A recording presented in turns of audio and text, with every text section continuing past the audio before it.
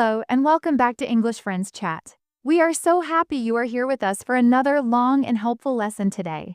Hi everyone, we are so excited because today we are going to talk about the most important building blocks of the English language. If you are new to our channel, please click the subscribe button and like this video. It helps us stay connected with you and helps other people find our lessons too. Yes, thank you for your support. It makes us very happy to see our community growing every day. Ryan, you look very organized today. I see you have a lot of items on your desk. I am trying to keep everything in its place, Emma.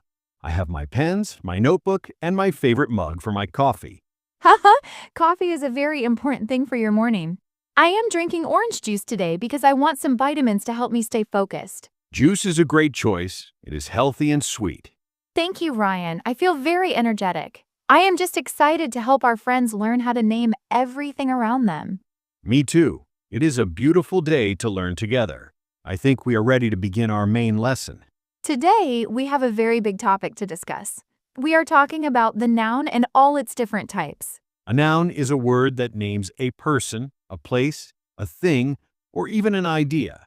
We use nouns in every single sentence we speak, so it is very important to understand how they work. We will talk about common and proper nouns, concrete and abstract nouns, and how we use them based on number like countable and uncountable nouns. We will also use very long role plays to show you exactly how to use these nouns in real-life situations. This will be very helpful for your next conversation at a shop or with a friend. Let us start our first section by naming things. Ryan, when we talk about general things like a car or a city, we call those common nouns. Common nouns are names for general items, not specific ones like boy, dog, or house. But if we give that thing a specific name, like Ryan or London, it becomes a proper noun. Proper nouns always start with a big capital letter because they are the names of specific people or places. Let us start our first long role play to show the difference between common and proper nouns. Ryan will be a traveler and I will be a person he meets at an airport. Hello, excuse me. Can you help me find the right gate for my flight? Hello there, I can try to help you. Are you looking for a specific city? Yes, I am going to Paris. I have always wanted to see the Eiffel Tower. Paris is a beautiful city. You're lucky. My name is Emma, by the way. It is nice to meet you, Emma. My name is Ryan. I am from a small town in Canada. Ryan from Canada. That is wonderful. You are looking for gate number 10 for the flight to France. Thank you so much. I see many planes outside, but I am happy to find the right one for my journey. You are welcome. Have a safe trip to Europe. That was our first long role play. Did you hear the common and proper nouns? Yes, city is a common noun, but Paris is a proper noun. And man is a common noun, but Ryan is a proper noun. Now let us talk about things we can touch and things we cannot touch. We call these concrete and abstract nouns. The concrete noun is something you can see, smell, hear, or touch, like a table, a flower, or a cat. An abstract noun is something you cannot touch because it is an idea, a feeling, or a quality, like love, happiness, or time. Let us do our second long role play about a birthday party to show these nouns. I will be the birthday girl and Ryan will be my friend bringing a gift. Ryan, I am so happy you could come to my party today. Happy birthday, Emma. I brought a small gift for you. I hope you like this blue box. Thank you so much. The box feels very heavy. What is inside? Open the paper and see for yourself. Oh, it is a beautiful camera. I can use this to take many photos of my friends. I am glad you like the camera, but I also brought you a lot of friendship and support. That is the best gift of all. Your friendship means more to me than any object.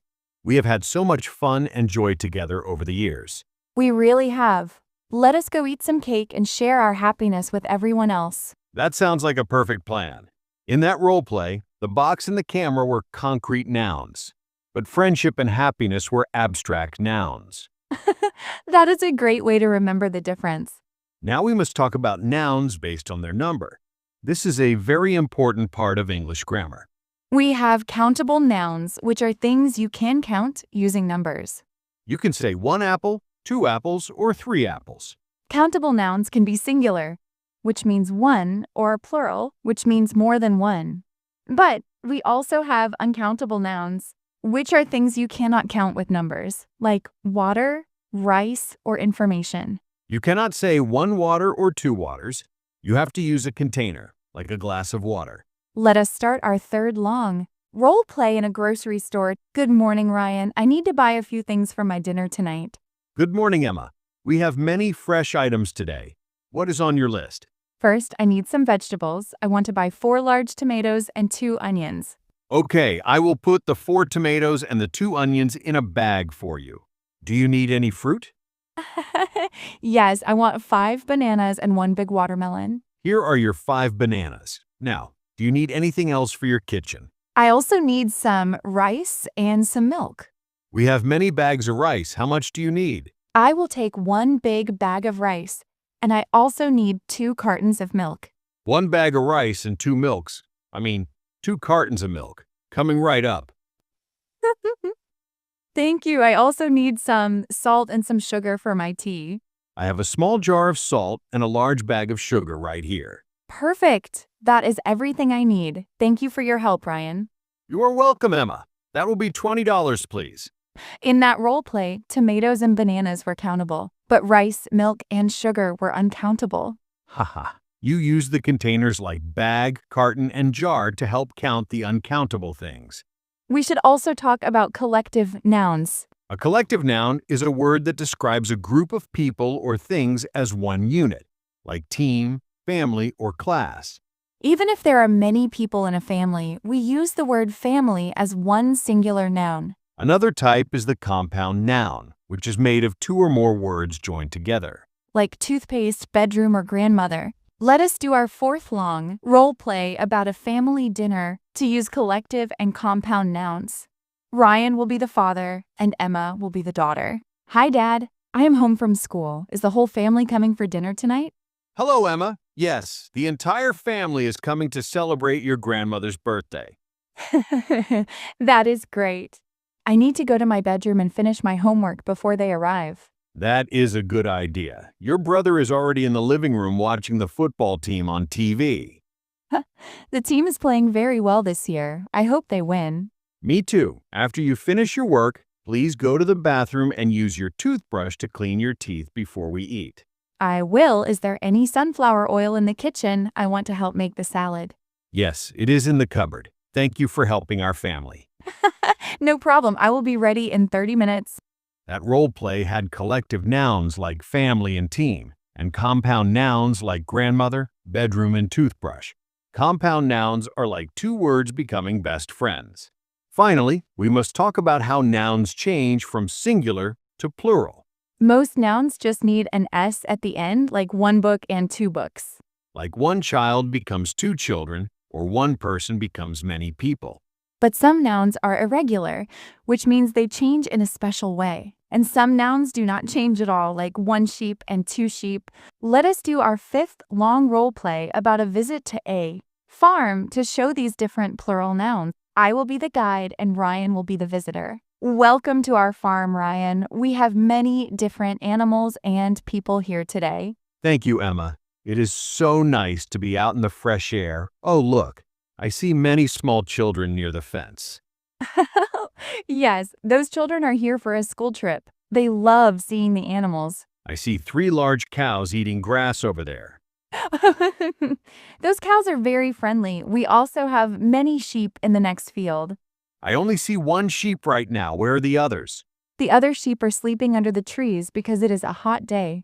Oh, I see them now. And look at those geese near the water. Yes, one goose is very loud, but the other geese are very quiet. I also see some men and women working in the garden. Those people are planting new flowers for the spring. This farm is a very busy place. Thank you for showing me around. You are welcome. I hope you enjoyed meeting all our animals and people.